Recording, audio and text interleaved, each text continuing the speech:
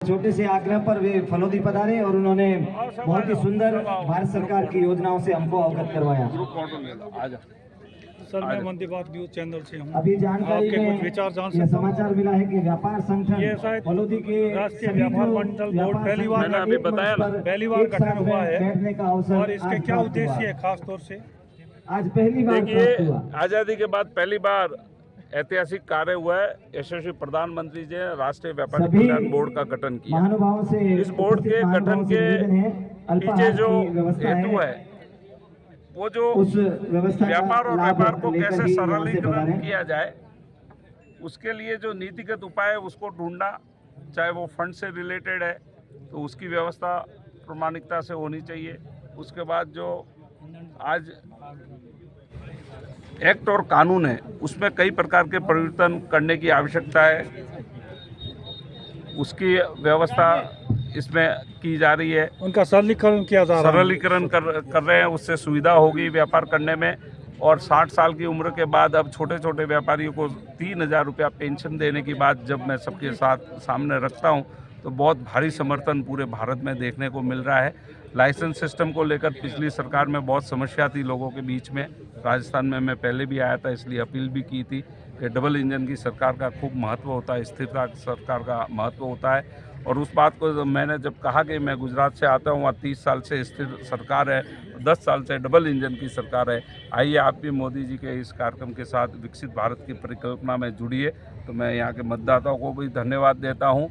और अब 3,000 रुपया जब पेंशन मिलने की बात हुई है तो लाइसेंस को लेकर भी एक बहुत बड़ी समस्या थी, तो ऑनलाइन सिस्टम अब लाइसेंस का भी 1 विंडो लाइसेंस सिस्टम कर दिया गया है।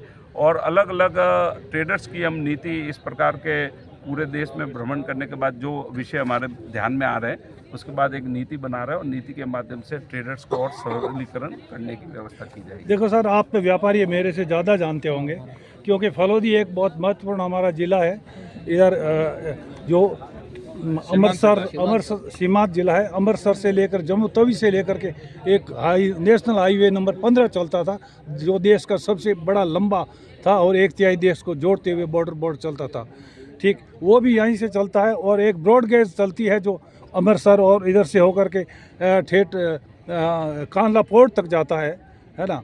तो एक फलोदी एक महत्वपूर्ण व्यापारियों के लिए एक है इनकी यहाँ एक ट्रांसपोर्टेशन का टर्मिनल बन सकता है क्या?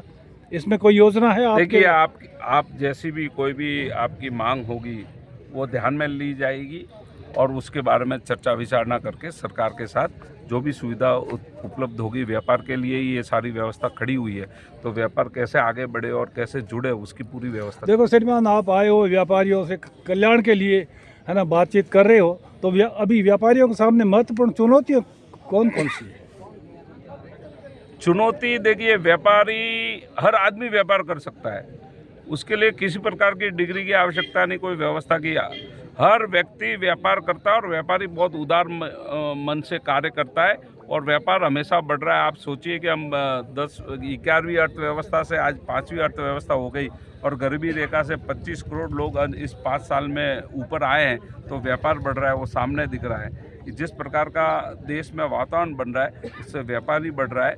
चुनौती तो हर जगह हर प्रकार की आती है, लेकिन देश के यशस्वी प्रधानमंत्री जी और मैं ये जब कह सकता हूं कि मैं जिस सरकार से आता हूं, अब डबल इंजन की सरकार बनी है, तो आने वाली हर चुनौती का सामना करके उसका संपादन किया जाएगा। मेरे ख्याल से जीएसटी का एक ये चुनौती को सामना करने सरलीकरण किया जाए। जीएसटी के कारण तो इतना बढ़िया सिस्टम हो गया। ये आज नया रिकॉर्ड आया है कि 1,74,000 करोड़ 75,000 करोड़ का कलेक्शन हो रहा है देश में। इसी कारण से सब प्रकार की व्यवस्था खड़ी हो रही है और उसमें और कैसे सरलीकरण किया जाए उसकी भी व्यवस्था हमेशा कुछ न कुछ बदलाव होता रहता है और होता रहेगा। धन्यवाद साहब आपका। मैं Vande Bharat news channel Phalodi chief bureau Sukhram Bishnoi. नमस्कार जी।